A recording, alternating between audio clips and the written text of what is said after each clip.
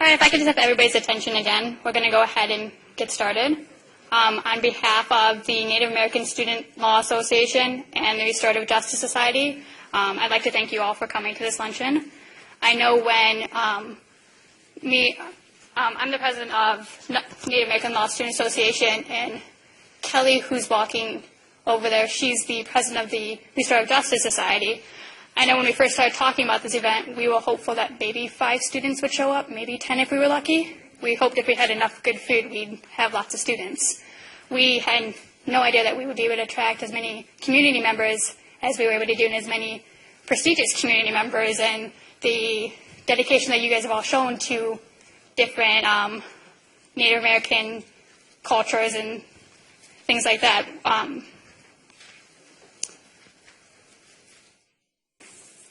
It's good for both of our groups to know that we do have the community support, because there has been times where both groups have struggled. So having you guys come to this event and show us that we have your support when we do events is very wonderful to us, and we thank you for that.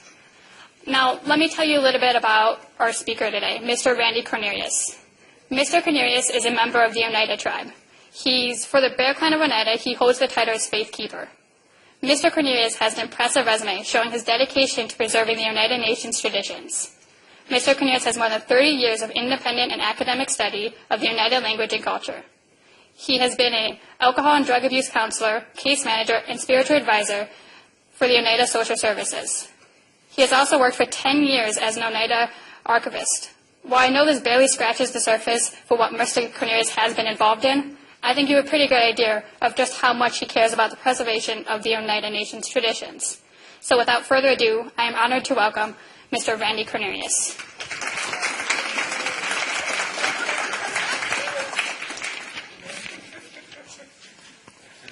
If you want, this can clip on to your color. Right here, huh?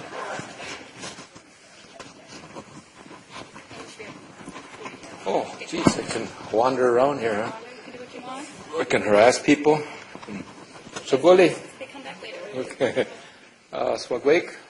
What kuna waladu na jungwetatsu. I'd like to extend my greetings, my thankfulness and love out to each and every one of you. Negait Gawanisli on this beautiful day. Deha hungota ni yungyats. Wageskli wagini wagitaloda. Onioda agani wagaduhunjoda. And so my real name is Deha Hungut, and what that means is that there's 2 paths that I'm going through simultaneously, and I'm from the Bear Clan, from the Oneida Nation. Ne lunuha nen wa ungli wanoduzi dat agagweni gwinen agatalakwe ne jitnate ne ganat dunkwa nen gayon la go. Ne hona ne tunu ne daga gwini gwine ga yatigan hasla ne jungwetatso. Ne hona ne tunu ne daga skikwi ne hangarit yanda ne jinyole ne wagali wat gwini ne tunu niole wage. Ne ya taunji ne wagen hada ne ji ne osluni gaha ne hagadadi ne naga gwini gwine swagwegu ne swani go landa ne jitnati ne gano dunyungwas.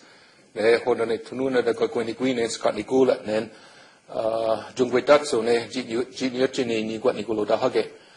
Ne hona ne sa ne wagadlan hahte ne hona ne tunu ne hagagwini gwi ne gandalu ganigo lio hokale ganulong kwasla ne hona ne tunu de gaski gwi ne gani jitnate sungo we ne sungo ya dizo ne gani jitnate lewelo ne jitnyotini gwat ni gulo dahage ne nyati wane slage ne nyati wasundage ne hona ne tunu na daga gweni gwi ne gwaskana ko ne na gwe go ne hayo hona tunyu hage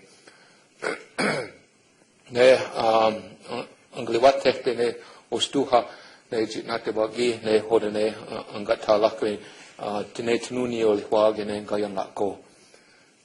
So I've been asked to come here and to speak a little bit about what we call gayan la go in our language, the Oneida language. And this is some of the old teachings that go back over 2,000 years, according to the oral history, of how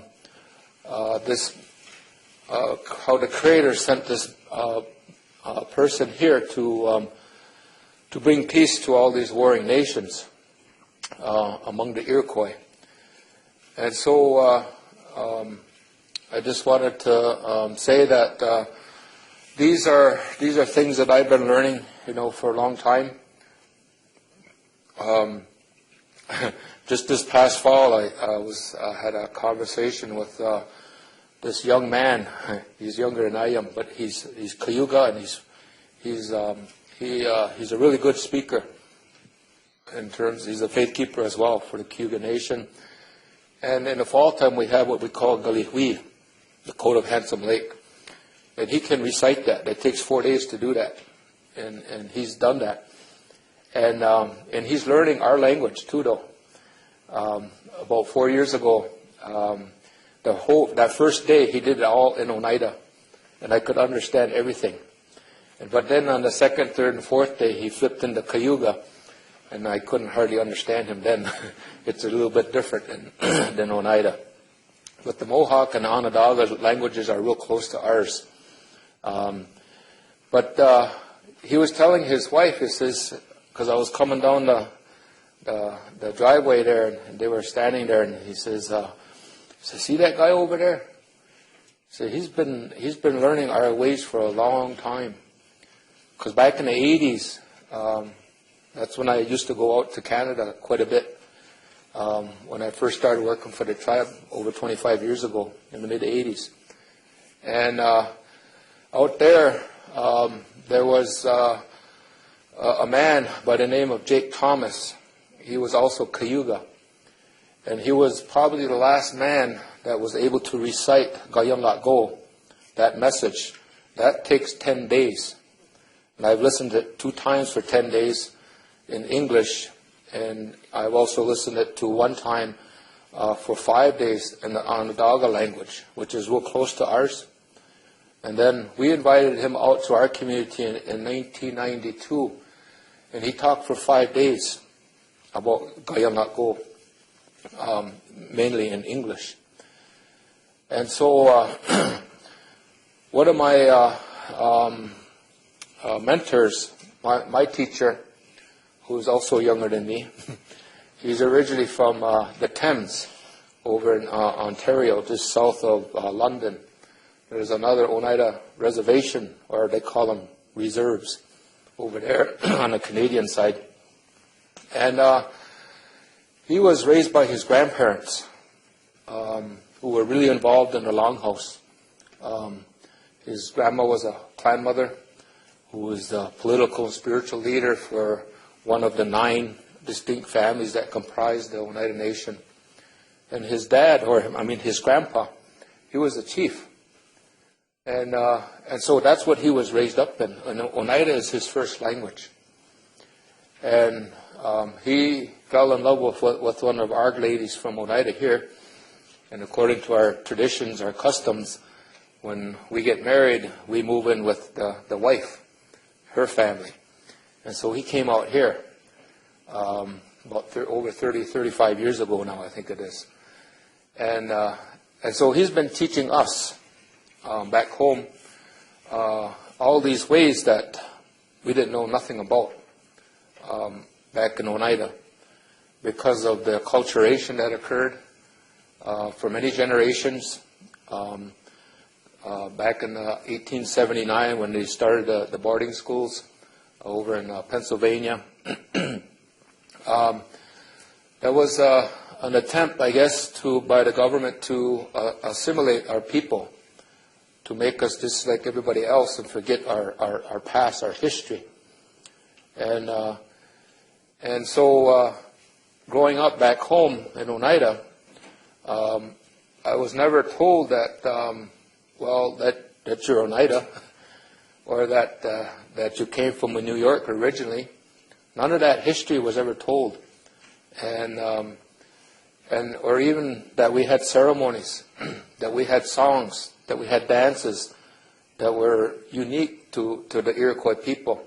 That was never ever talked in our home or in our community or in the school that I went to in Seymour.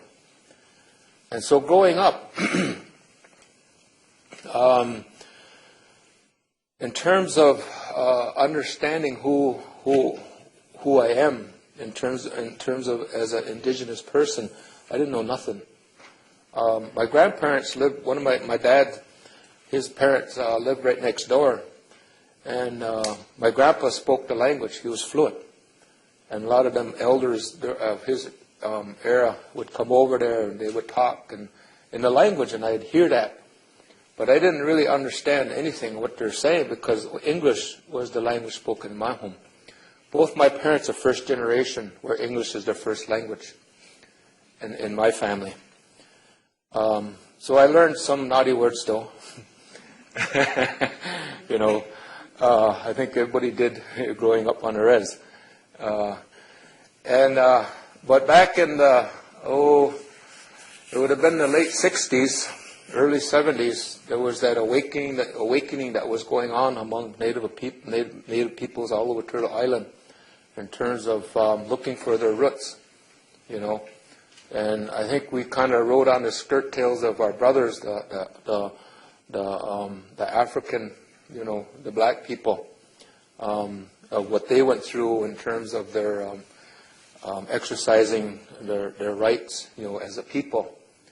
And so back at that time, there was a group of Iroquois people that got together and they had an idea to educate Native peoples, to educate institutions like this, because they came to our community and they talked about our history, they talked about our songs, our dances, our ceremonies.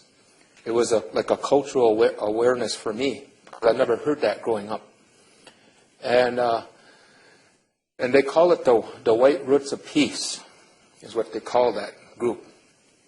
And they came down here to Milwaukee many times over the years. And I used to go, even a couple of my sisters went with them for like a year, because they went all over the United States and Canada. And so they talked about our ways. And so that was kind of like the first time I ever heard anything like that. And I was still in high school. And so it really piqued the interest inside of me, because I never really did feel right at the church that I had to go to growing up, the Methodist church. There's always something inside of me said that this isn't yours, you know. And I didn't feel right going to our schools as well either, because there was nothing to do. Nothing was ever taught in that school that I can remember about being Native American. And so when that White Roots of Peace came, it really kind of made me open my eyes. And so we start going out east in the early 70s, many of us from our community. And we start going to ceremonies out there. And so I've been doing that ever since. And so this journey that I've been on, this pilgrimage, you know, has been quite an experience. So when we talk about Gayun Lat Go, you know, what they call the great goodness, or they call the great law, it goes back to a time, and it reminds me of what Oneida was like, because there was no direction. A lot of our people were alcoholics. That's the kind of family I grew up in. And there was always constant fighting that was going on, you know, in my home, in the community. Any given weekend of the year, you go down to White Eagles and you're going to see a brawl, you know. And on a social level, there was a lot of chaos. There's a lot of jealousies. There's a lot of resentments that people carried, envy, you know, all of these negative kinds of emotions and feelings because of what our community was like. But it wasn't just our community; it was like that all over Turtle Island. And not only just Native communities, but communities as all over. You know, you have the hierarchy, you know, in our society. And we're on the bottom rung of that, Native people, or minority people. And so within that, there's all this dysfunction, that exists in there. And it becomes generational, And so when we go into talking about the Gayon Lat Go, when we talk about the Great Law, it hasn't changed. Because it's the same thing that was going on there over 2,000 years ago when they talk about what was going on there. But maybe to a little bit more degree. Maybe not, because we hear about killings all the time. We hear about people killing other people. It's going on like in our schools.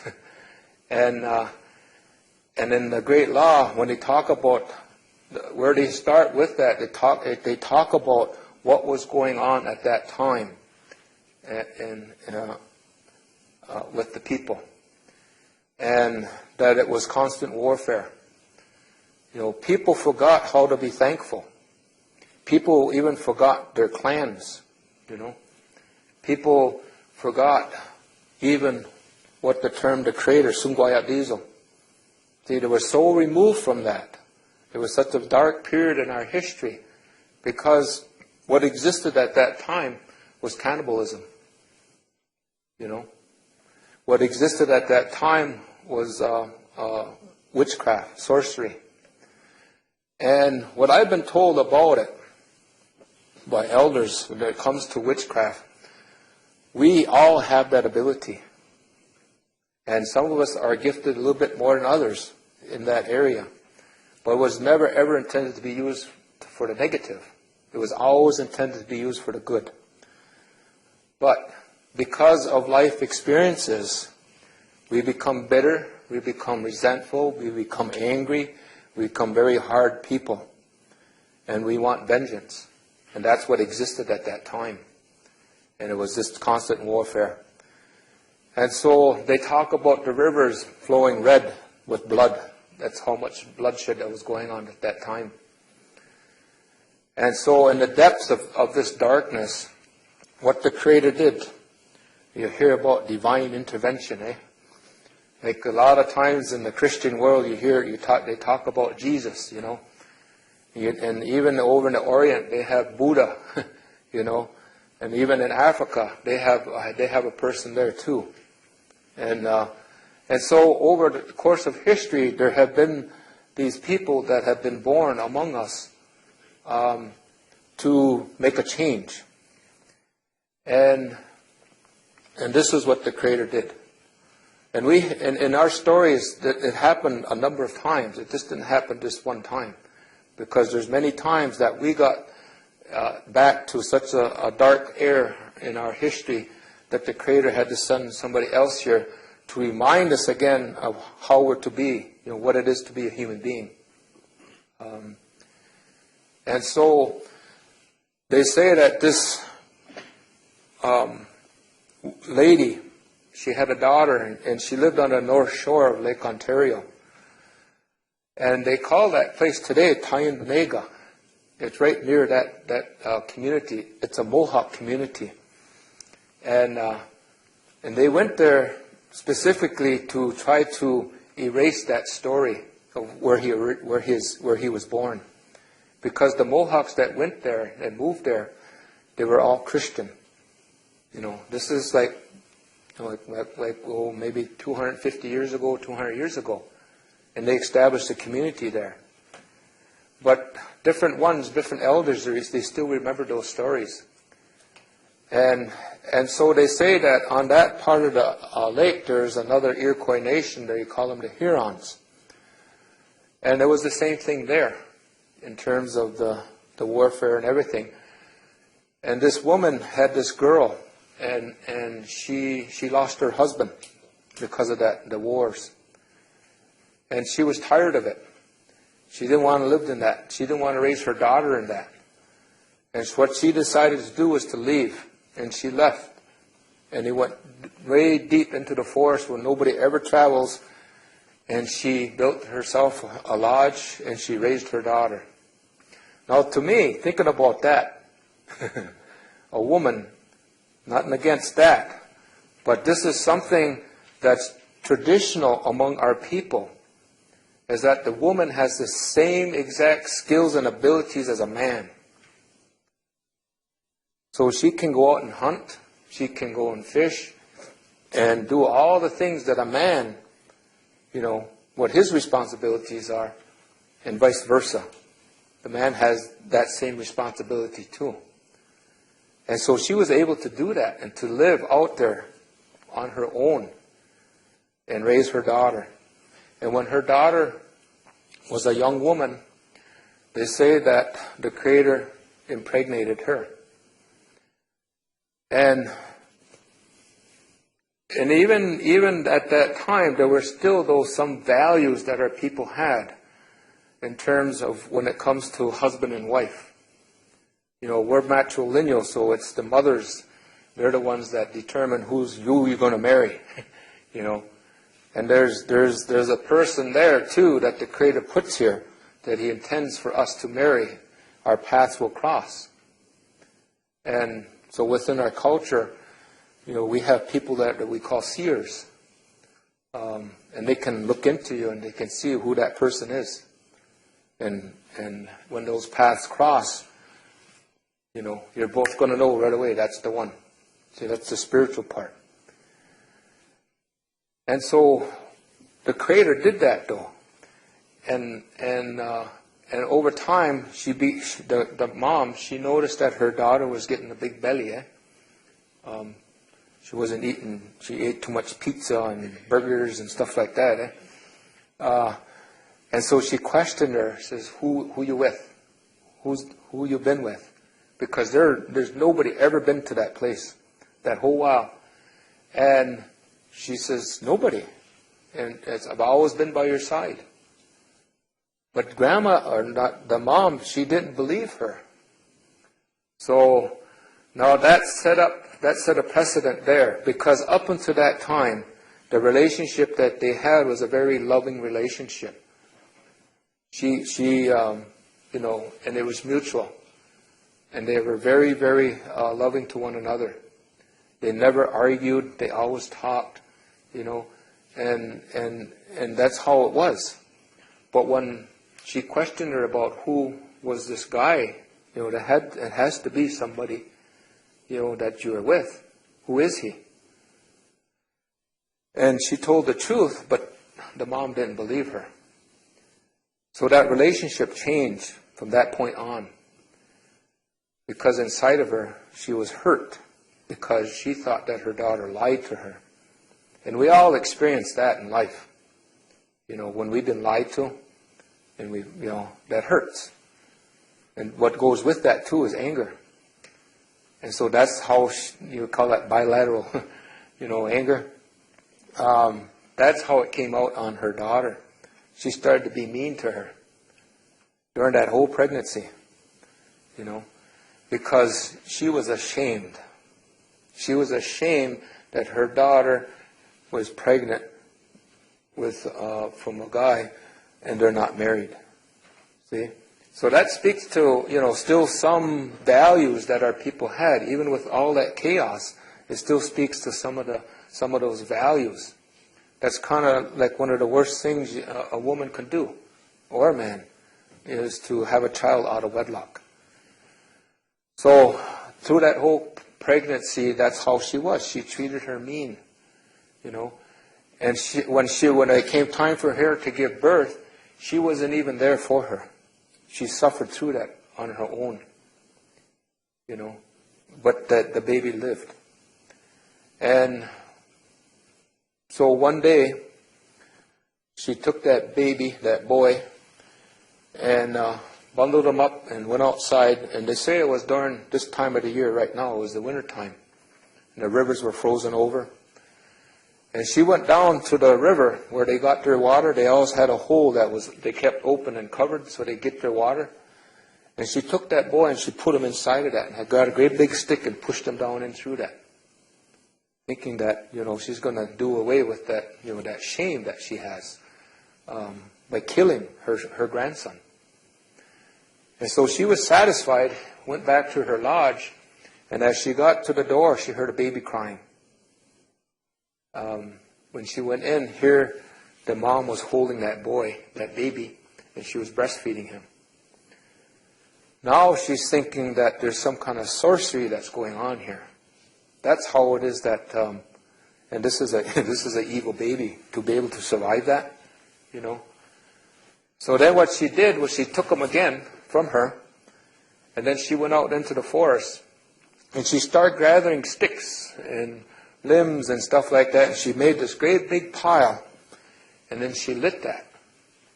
And when it got burning, real big roaring fire, she took that little boy and she threw him in there.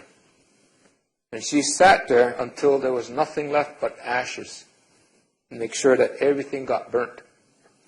And then she went back to her lodge. And when she went back there the second time, she heard that baby crying again. Went inside, and there's that baby in her mom's arms, and she's breastfeeding him. So she's really determined now. This is really, really something powerful. In her mind, it was something really, really negative. So the third time, she again took that baby from her mother. And then she went outside again, and she started digging a hole. And she got through that frost and dug a deep hole, and she put her grandson in there, and then she covered it up. And she was happy, satisfied. Went back to her lodge. Got there, heard that baby crying again. Went in there, there's mom. Now she's really bewildered because 3 times. 3 is a real significant number with Iroquois people. And it goes all the way back into our creation story of where that number is so significant. Because it has to do with the time when the Creator created everything here. He used the earth. He made molds. And in his mind, as he's doing this, he's thinking of what it's going to look like and what its purpose is going to be for being here. In order to bring it to life, though, he had to use his breath. He had to breathe into it. And on the 3rd time, a part of his spirit went into that, and it came to life. And there's all kinds of things inside of our culture where there's 3s, you know. So this 3 was real significant to her because there's 3 times she tried to kill her grandson, to do away with him. And here he is. And so she sat down in her bed and she was thinking about it, and it was getting to be the sunset. And as she was closing her eyes and she was thinking about this, what is going on? And then all of a sudden this light came, and this man appeared, tall, dark, and handsome. And they even talk about what he looked like, you know, long black hair, you know, white buckskin, all porcupine quill, you know, that floral designs that the Iroquois use. Looked like $1 million, eh? And he says, what you're doing is wrong. And so he goes into it and he has this discussion with her. And he tells her that what your daughter told you about who the father is true. She's never been with anybody. The Creator's the one who did that. And why he did that is because of what's going on here on Turtle Island. With all the warfare and the sorcery and everything. All that violence. All that bloodshed. And the Creator sent them here specifically to put things back in order. The way they were when the people were first created. The way they were when the ceremonies came. Things were put back into order. When the clans came, things were put back into order. And so, what you're doing is wrong. And what you need to do is that you need to apologize to your daughter for what you did. How you treated her during that whole pregnancy. I mean, that's the time of when a woman needs that support, you know. And you just treated her like worse than a tame animal, you know, worse than an animal or whatever, eh? And so you need to apologize to her. And so he tells her, he says that you need to raise that boy as your grandson. And you need to give him all that love, unconditional love, and see that all his needs are met. Because there's going to come a day when he becomes a young man, is that he's going to begin his work. And he's going to start going to all these people, the most fierce and wretched people on the face of the earth. Genghis Khan, he ain't got nothing on some of our guys and women at that time, because they talk about them in detail too, of how they were. And so the first thing you need to do though is you need to apologize. You need to say you're sorry and make things right. See, that right there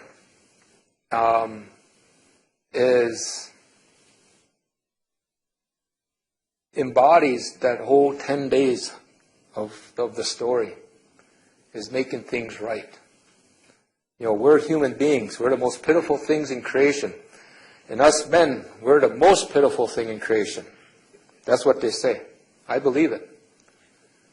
We need even more help than the women. You know. But the Creator, He gave us things too to help us to maintain a balance, to stay grounded. Different, like the sweat lodge. And we make mistakes. We say things sometimes we regret. And we do things sometimes we regret. And we know right away when we do those kinds of things. And what this Spirit was telling this grandma was to make it right. Because if you don't, it's going to escalate. It's going to be just like a big old snowball coming down that mountain. It's going to get bigger and bigger and bigger, and we're going to get consumed. And when it hits something, it's going to cause a lot of damage. And that's what we can do. That's the ability, that's the capabilities that we have. And so the Spirit also told her then the name, you know, and the elders, they say that we're not to use that just in an everyday conversation. The only time that we're to use that is during ceremonies. And when a chief, Loyane, was what we call it, Lodianisu, means that the tracks they lay down through the course of their life goes for a long ways. Those are our political and spiritual leaders. The clan mothers are the ones that appoint them from her family. Like I said, there's 9, 3 from each of the clans, the wolf, turtle, and bear among the Oneida Nation. The 5 nations, there's 50 of them. The Mohawk, Oneida, Onondaga, Cayuga, and Seneca. There's 50 of these. And the clan mothers are the ones that appoint who's going to be that spokesperson for that one family. Mohawks have 9, Oneidas have 9, Onondagas have 14, Cayugas have 10, Senecas have 8. And so they represent that one family. And it's a lifelong responsibility. And she's there to make sure that he's doing his job. Because they're to have this very, very significant relationship. Because the women, they sense the pulse of their family more so than the men. They have that innate ability to do that. You know, they know right away, even before that baby starts crying, it's going to start crying. You know. And so, when a chief dies, there's a ceremony that's done to put another person into that position. And then through the course of that ceremony, that's when this story, kind of like a Reader's Digest version, takes about 2 hours to do it. You know, so it's a really condensed version. And that's where his name is spoken then. And so what we call him in English is, one of the words that we do use in the language is Sunganusuni. Sunganusuni. What that means is that he's the one who built our house, our home, like we call the longhouse, because those 5 nations, that's one longhouse. And so he's the one who did that, who formed that confederacy. So we call him the peacemaker. You know, just everyday talk. That's the name of this man, the one that the Creator sent here. that baby that was born with from that woman. And so inside of there, that spirit is telling the grandma, says, this is what his name's going to be. And it was just like as if she woke up that next morning and she remembered all that was said. So the first thing she did, she got up and she went over to where her daughter was laying with her grandson. And when she went over there, her daughter kind of went up against the wall and held on to her boy because she thought that she was going to take him again. So this is where she made things right. And she started talking to her daughter about all the things that she did to her during that pregnancy, that it was wrong, that she didn't believe her. And she told them about that vision that she had where that spirit came to her and told them everything that he said to her and that she wants to apologize. And she's crying and the daughter's crying. And she says that if you don't accept my apology, I understand. But I'm going to raise that grandson the way a grandson should be raised. And I'll never ever treat you wrong again. But the daughter, she accepted that, and they hugged. And so they raised that boy. And they say that when he was probably like a, what do you call that, preteen, in that age, he started asking, who's our people? Where's our people? Are we the only ones here? And so the grandma explained everything, why it is they're there, and what's going on in their village, in all the villages all over. And so he says, I want to meet them. I want to go see what they're like. And so they made preparations and they went. And the custom was that when you went to the village, you stop at the edge, because usually there was a clearing around the village. And you would make a fire, and you do a smudge, and they would see that smoke. That's saying you're coming in peace. And so they would send somebody out to get you and bring you in and see what it is that you want. And so they did that. And so they took him to the leader of that village, the warrior, the head one. And the grandma explained everything. And so he thought that, well, let's bring all the people together. They need to hear this too. And so they told that whole story, what had happened that whole while they were gone to everybody. And so then they say that this is where the handshake ceremony began, that we do. Whenever anybody comes into our community, there's a welcoming that we do. We call it the handshake ceremony. And it's welcoming those people into our communities. And with the understanding that there's a certain behavior, what do you call, code, they have to adhere to as well, though. And so they did that. And all the kids went first, though, to greet that young boy. And then all the adults and everybody greeted him. And they stayed there for a while until he was a young man. And so during those years that he was there, he'd be playing with those other boys, and pretty soon they start fighting, or they start arguing. And whenever that happened, he would intervene. And he would sit down with them, and he would talk to them about what they're doing. See? That's all it takes. Before things escalate, nip it in the bud, right away. But we have to sit down and talk about it. How does that feel when he did this to you? And why are you doing this to him? See, there's something there inside that caused that to happen. Maybe if that's what's going on in the home. And that's how it is there. It's all about, power. See, the Creator never intended that to be used in a negative way, to overpower somebody, or to, have authority, or out of fear, over somebody. And that's the gift that the Creator gave to the men. But we're never intended to be used that way. It was always to be used to defend.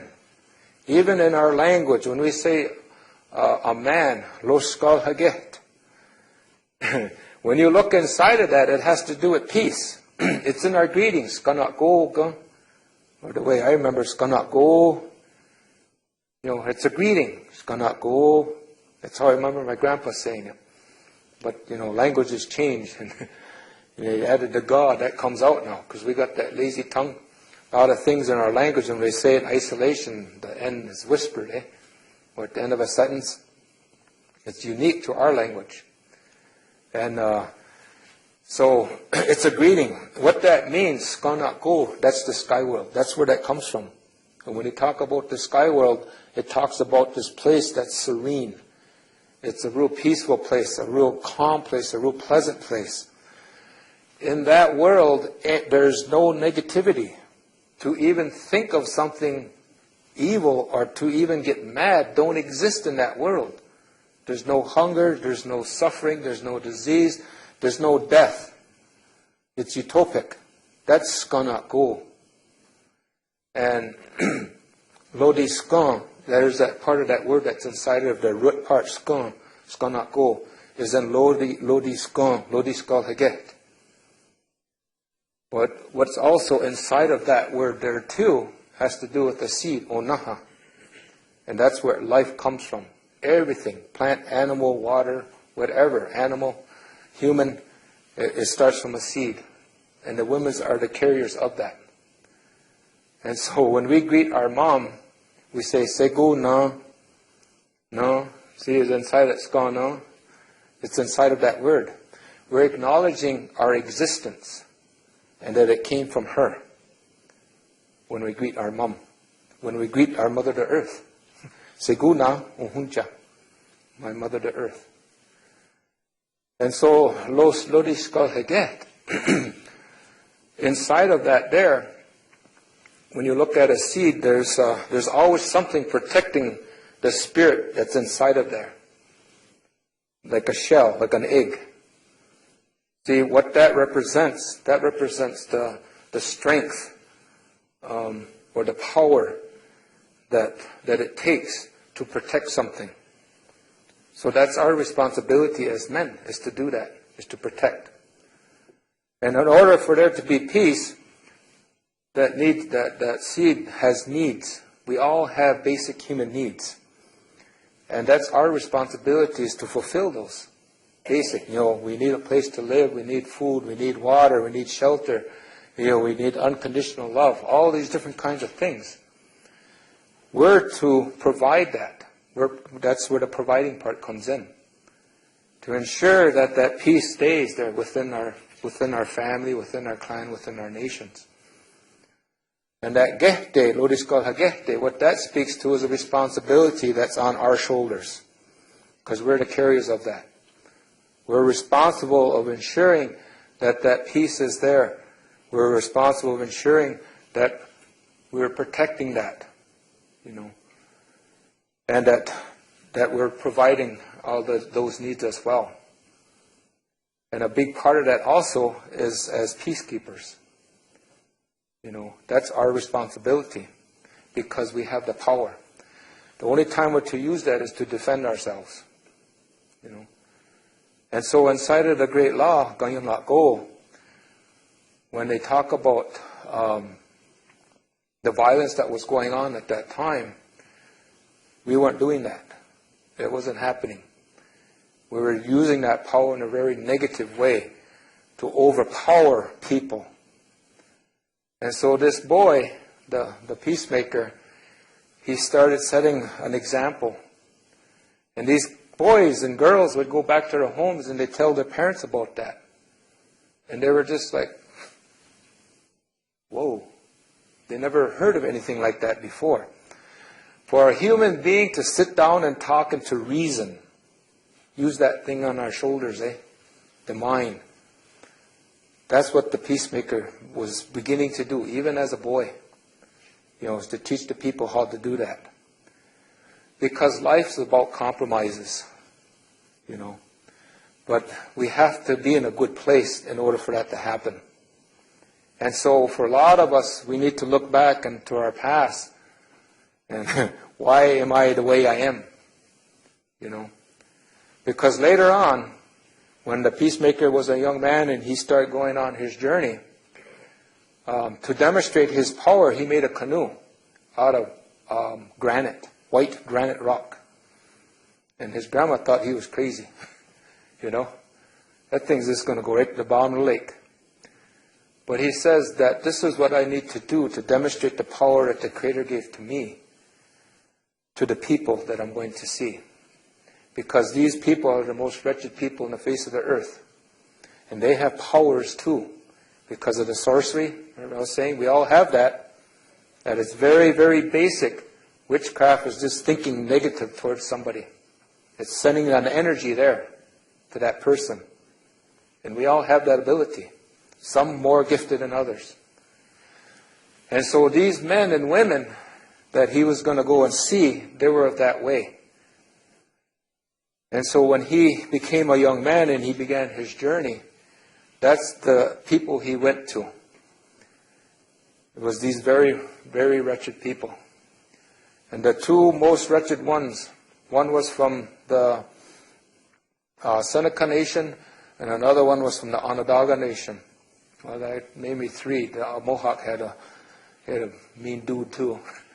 But this one guy, he was so wretched and so, he couldn't be around anybody. He had his own place way out in the middle of nowhere. And he had this power. He could call the thunders to come. He could call the tornadoes to come. He can call the birds. And he can do all kinds of things. And they say that he was deformed. And remember I said each one of these 50 guys got a story of why they became that way. Because when he was a baby, they didn't even want him. And all the kids throughout growing up, they teased him, they picked on him. You know, he was, and so that built up inside. He was always abused. And when he became a young man, he began to realize the gifts that he had. And he started killing people. And he started eating them. In his mind, he's thinking that he's going to take the powers that they have and he's going to eat them and he's going to become even stronger. And that's what he was. He was a cannibal. They talk about snakes in his hair. Like, what is that guy, Medusa? Or is that a girl? You know? Well, we got ours too. But what that is symbolism. The other thing too is that there's prophecies inside of this story. You know? That we really can't get into. But it talks about things we're going to see in the future. That things are going to come back again. You know, different behaviors. Because we're going to be so lost with no direction, and we're going to see these behaviors reappear. And so this one guy here, the first guy he went to go see, Tadadaho, the entangled one, you know, he was the one. That's the very first one that he went to. It was the most feared of all the people on Turtle Island. That's the one he went to first. And he was able to trick him. And he was able to manipulate him in a good way. See, manipulation is not about being bad. You know, if it's, you know, it can be used in a good way as well. And so he got him to look at himself and what he was doing, and that there's a better way. And the thing about this whole story too is that people were tired. People wanted to change, but the status quo, what do you call it? Status, what? Quo? Is that it? The word quo? That sounds weird. Didn't want to change, you know, because if there was a change, then there would be a change in power. But what the peacemaker did with all those 50 chiefs and all those women is that they retained that power. they elevated them into these political and spiritual leaders. And they used their powers, their gifts, in a positive way. And so over time, that's what the peacemaker did. He went to the, and they seen this other woman, Jigusis, the first clan mother from the Seneca Nation. She was a cannibal as well. She had powers too, just like Tadadaho. I think maybe they should have got married, eh? Had little Tadadahos and little Jiguses. But she was like that too, eh? Very, very wretched woman, very, very evil. And she had those powers too. And the peacemaker was able to also get her to look at herself too, because she has a story too. Why they call her the new face is because her face was distorted. But the peacemaker had powers. And so did a lot of these other men. And when they came to the point of when they were going to turn their life over, they had to be doctored. And they used their hands. And they not molded, but they shaped him and made him back into a human being, so that he can be among the people. Otherwise, he was so wretched and everything, just to look at him, he would kill.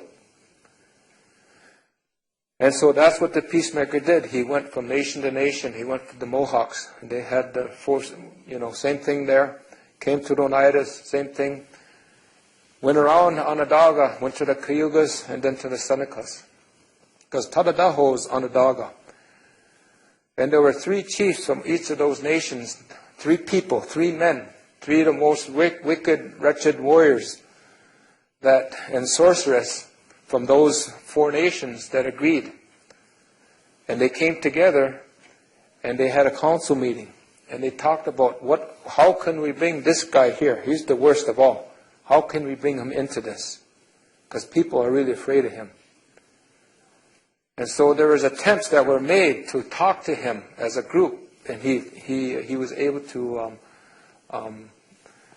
cause a big thunderstorm to come and the winds, because he lived they had to cross this lake to get to him, and he was up in his mountains. And so on the 3rd attempt, though, they were able to get there.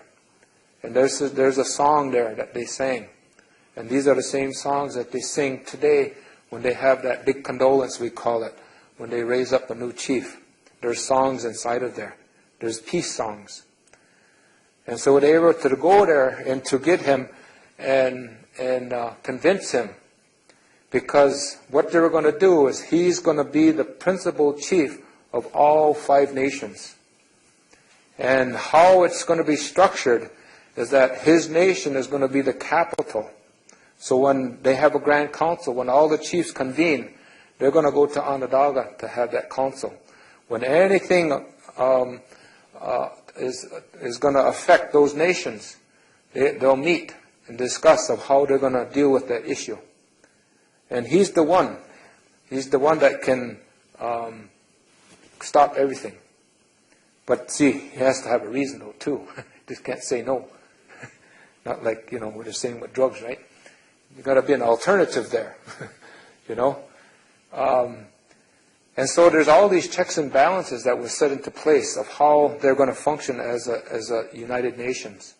And it goes back down to the nation as well. The clans, this is where the clans come in. For the Oneidas, it's the wolf clan. They're the principal chief, and then the turtle and the bear.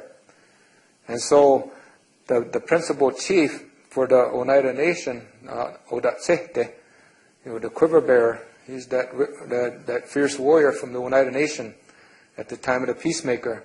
He was given that responsibility to be the principal chief. So there's added responsibilities that were given to them. All of these men, those 5 principal ones from each nation. And so, inside of the structure of it, there's all these checks and balances, of how it's going to work, where everybody has a voice. And this is where consensus comes in. And our way isn't easy, because we have to sleep on things sometimes. We just can't make rash decisions. We have to think about things sometimes. And we need to be aware of facts as well. Maybe you only hear, again, here's gossip. We don't want any of that. We need to hear the facts. And sometimes, all the facts aren't out there. And so we need to sit and we need to talk about it. As a clan, as a family, as a clan, as a nation, as United Nations. So that everybody's on the same page. We all have the same understanding. See, that's where Scott Nigulat comes in, the one mind. And it's a process. It's a lengthy process. But it's rewarding because it solidifies and it's very, very powerful. Getting this here right now. But I just wanted to say that little bit. Like I said, this is not even the Reader's Digest version here, of that. But what's inside of it is very, very applicable in today's society. There isn't two parties in authority. There's 50, and they all have to have the same goals. Because the concept that comes out of here is the 7 generations. What are you doing today to ensure that those children, your grandchildren, your great-great-great-great-great-grandchildren, 7 generations down the road, that they're going to be afforded the same rights, the same privileges that we have today? What are we doing today to ensure that? It's not what I'm getting right now. It's what down the road, 7 generations. So that's what those chiefs, those political and spiritual leaders, that's at the forefront of their mind when it comes to making decisions. How is that going to impact them? And so on an individual basis, is that we all got to do work. We all need to be educated, in different things. There's all these awarenesses that need to go on in order to have Scott Nigulat, in order to have that one mind. So I'm just going to wrap it up here. So you won't go.